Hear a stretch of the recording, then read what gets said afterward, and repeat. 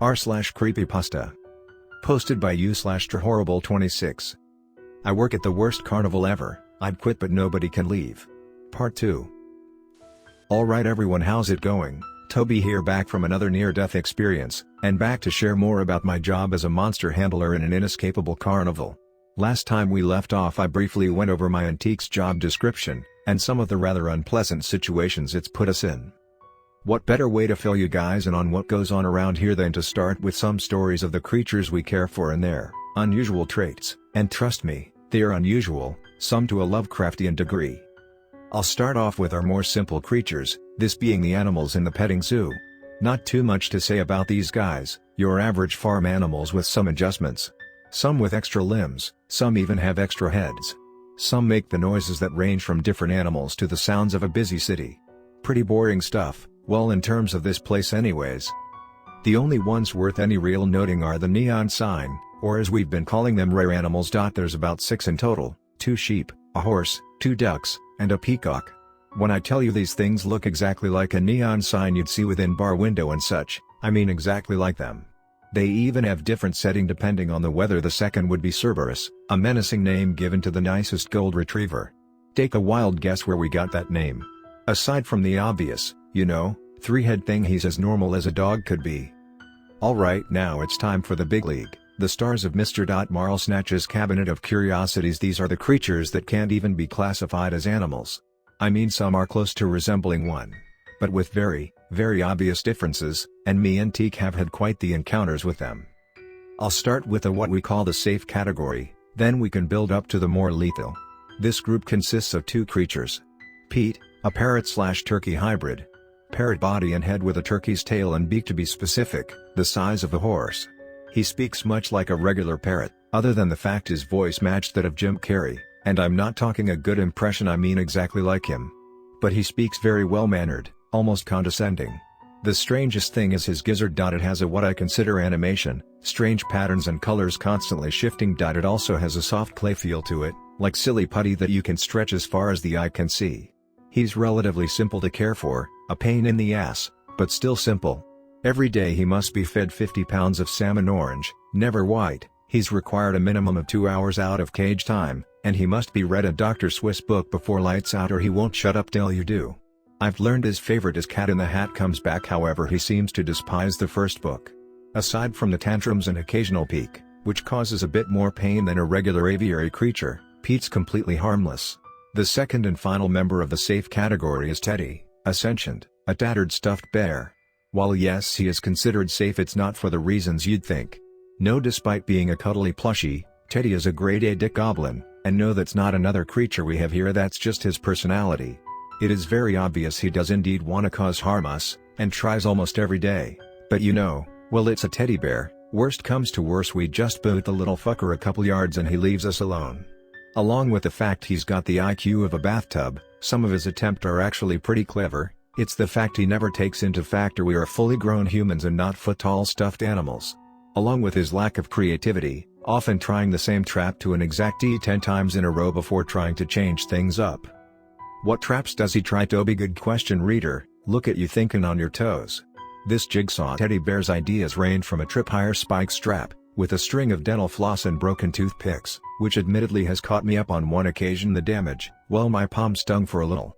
He also seems to be quite the arsonist, one who's never seen fire before in his life, however. These attacks range from coming up on us while using the stove and dousing our hands with margarita mixer, aka the thing you put in alcohol and not the flammable alcohol itself. He'd try to light the tiled floors on fire with a Bic lighter and nothing but a Bic lighter, only to realize he doesn't have the thumbs necessary to flick it on. Trying to use fireball jutsu anytime we have an open flames we are near. Always causing the flame to go out. The only rule we have for caring for Teddy is don't let him out of the Wrangler's quarters.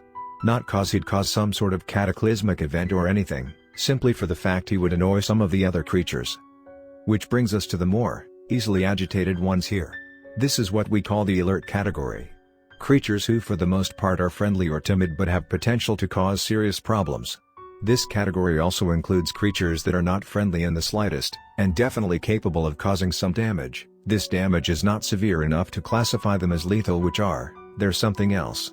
Let's begin with the tamer side of the spectrum, starting with Eddie.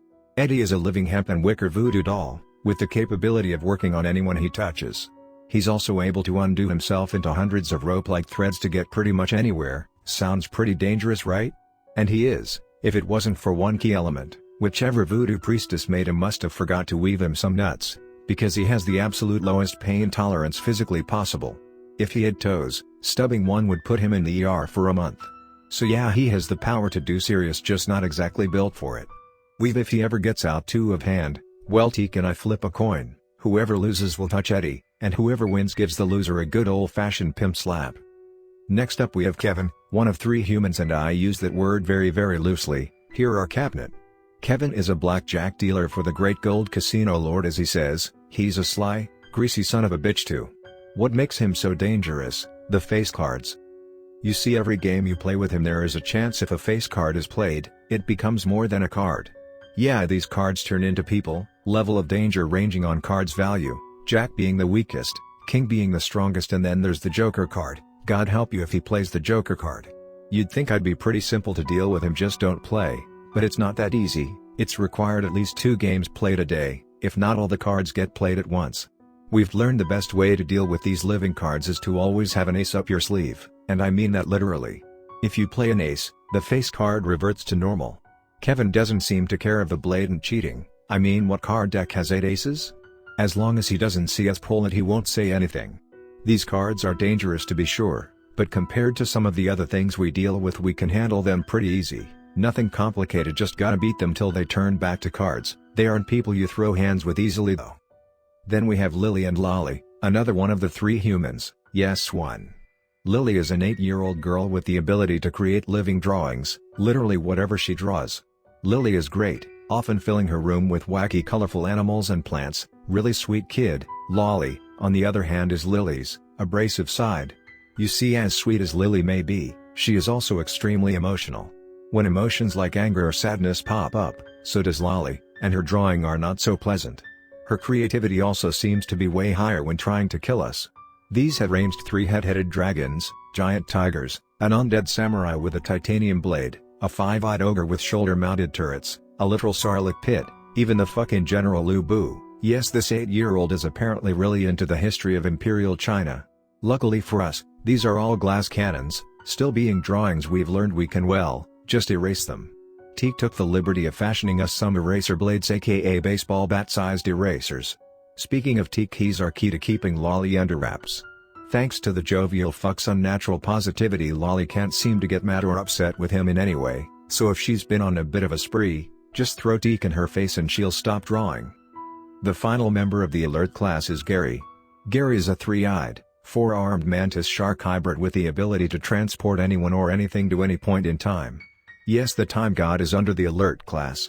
This is because Gary is too classy to be lethal, in his words.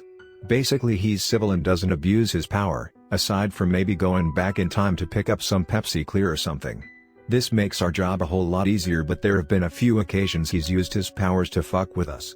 His time warps are really strange. You could spend a lifetime in the 80s only to be brought back and realizing it was mere seconds.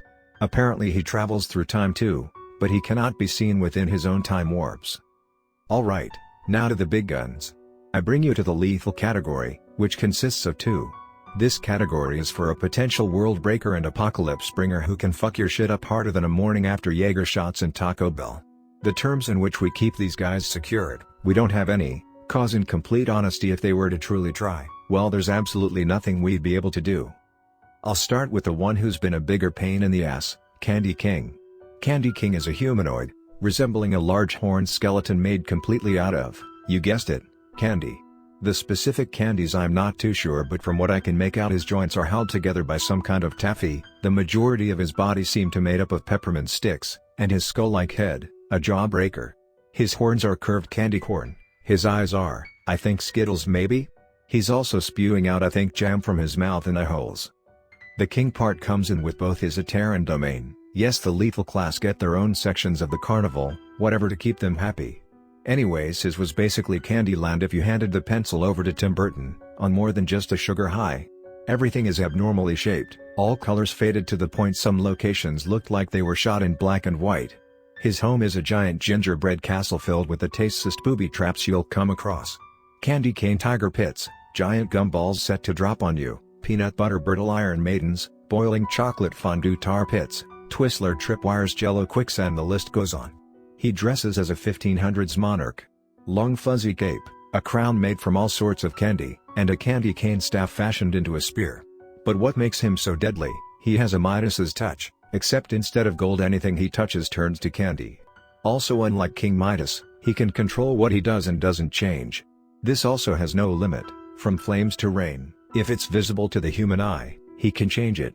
He is by far the biggest asshole here, often being the one responsible for our near-death experiences. Finally, and by far the worst, Carver. Carver is a 16-year-old kid with an inhuman IQ. He is able to deduce anything and anyone by the simplest sound, or sight.